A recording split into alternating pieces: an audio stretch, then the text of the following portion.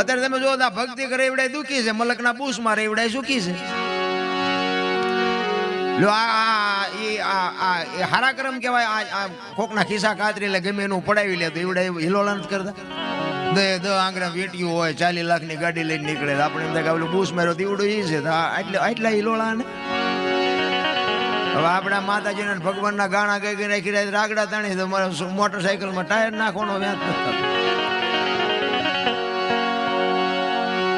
પણ કર્મે લખ્યા કિરદાર કોઈ દી સઠી ના સુકે નહીં, પછી હુનર કરો હજારી આખરે આડા ભરે.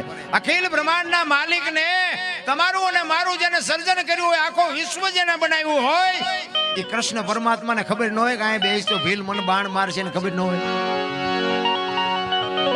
કરમ જો બાપુ એને ન છોડતું હોય તો બૂસ માળવા વાળાને શું, પણ તમને મને કોઈને નહીં છોડે.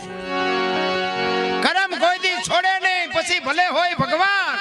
પરાસીના પીપળે ભીલે લઈ લીધા પ્રાણ. તમે વિચાર તો કરો, એક ભીલ બાપુ અખિલ બ્રહ્માંડના માલિકને વિંધી નાખતો હોય તો કરમની ગતિ શું છે?